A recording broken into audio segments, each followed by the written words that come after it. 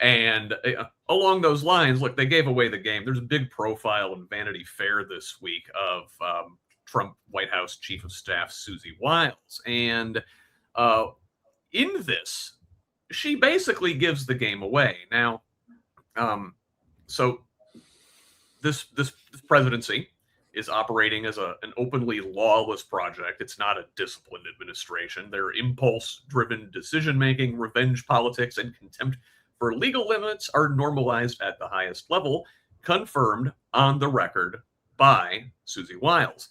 The Venezuela policy, for example, we were just talking about this, is it exposes the core deception. These boat bombings, these seizures of oil, this naval blockade. Now, it was never about drug interdiction, and Wiles admitted the real objective is forced regime change in this article on the record to Vanity Fair journalist Chris Whipple. She also described the inner circle as chaotic, radical, and mutually contemptuous, describing Vice President JD Vance as a conspiracy theorist, Elon Musk as a ketamine-using saboteur of government, Russell Vought, the Office of Management and Budget Director, as a religious zealot, and Attorney General Pam Bondi as incompetent, all while still enabling them. And then the day after, they come out and voice their full-throated support for Wiles. This authoritarian behavior in this regime is it's not accidental. It's facilitated. The mass pardons for January 6 rioters, the extrajudicial deportations, weaponized prosecutions, National Guard deployments in cities, and tariff whiplash are all treated as acceptable tools of power rather than constitutional violations. Wiles admits this in her conversations with Whipple. She talks about these things like, oh, well, I didn't agree with that, or I tried to push back on that, but she keeps going right along. The real scandal here is not like the leaking from Wiles or from other figures in the White House. It's the impunity. It is the level to which they admit out loud what they are doing. And she spoke freely because this White House believes exposure doesn't matter. And when confronted with tapes, this is all on tape. The Whipple has hours and hours of conversation with Wiles. And still, the response wasn't accountability. It was denial and spin and the circling of the wagons. Derek, you're a political sicko like me. Did you pay attention to this Vanity Fair article? I believe Trump flat out said years ago, I could go out to Times Square, shoot someone in the head, and no one would care. That's how the administration is being ran. It's like you said, they don't care if somebody speaks up. They're Teflon. At least they are. Yeah. Well, so far it has proven to be that they can get away with these things. What do you? She, I talked about her comments about Vance and about Vought and Bondi and the rest. She said the president himself has the personality of an alcoholic.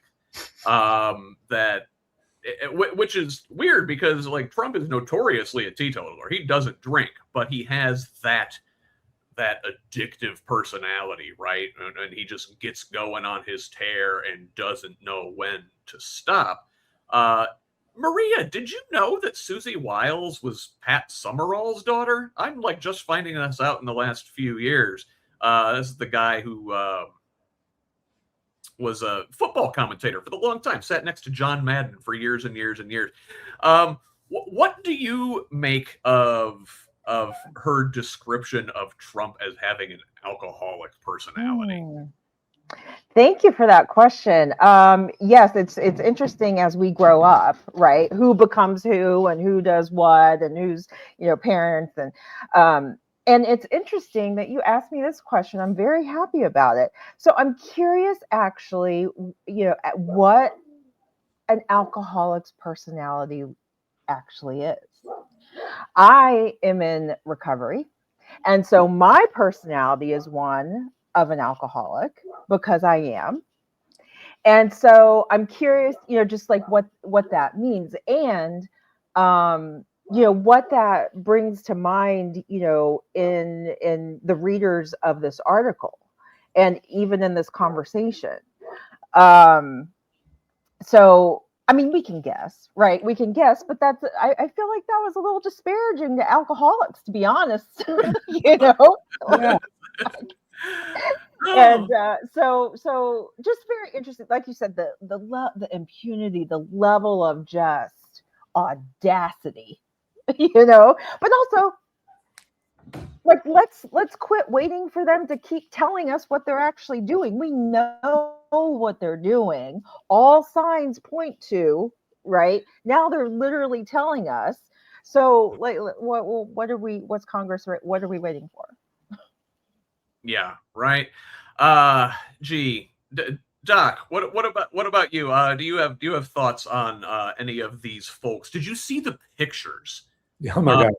The photographers for Vanity Fair we're really doing the Lord's work, kind of on the down low. I mean, just the comparison of Stephen Miller, one of Trump's chief advisors, like side by side with a picture of Joseph Goebbels from the 30s, like to a T. They had to have known what they were doing, right?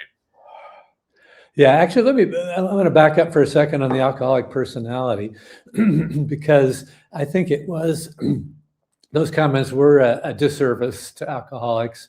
And my professional understanding is that psychiatrists do not actually believe there is a so-called stereotypical alcoholic personality.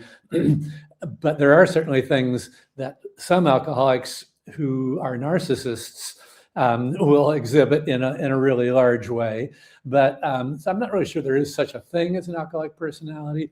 My own, not professional, but personal experience is that I'm involved in and I will reveal this confidentiality to the world, but I'm involved in a group called Al-Anon, which are alcoholic member family groups, because I've been affected by members of my family and their drug addiction or alcohol. And so I've spent a lot of time, the last 15 years in particular, practicing some understanding about how addiction works. And so whether it's drug addiction, alcohol addiction, doom scrolling, or whatever.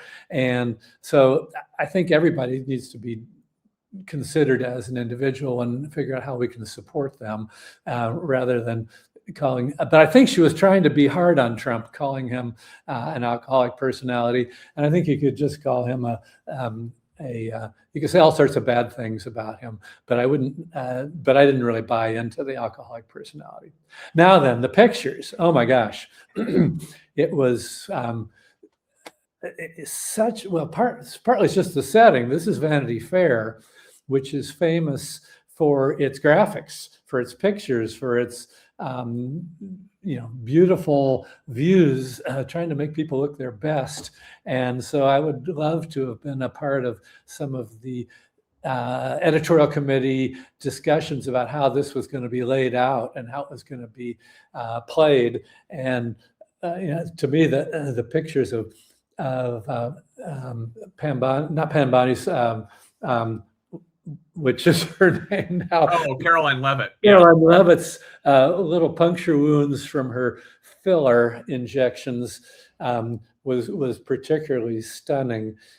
So I don't know what more to say other than one is continually amazed at how much people who are have the sense that they're bulletproof and that they can get away with anything, also allow these themselves to be not only recorded but photographed, and then sometimes you can see the ugliness right alongside the beauty. Yeah, the photographers really just highlighted what a superficial yet entirely ugly mess this entire administration is. And Maria and Rob, I want to thank you both for your vulnerability in that conversation. You're talking about things that you didn't have to talk about, and I appreciate that very deeply.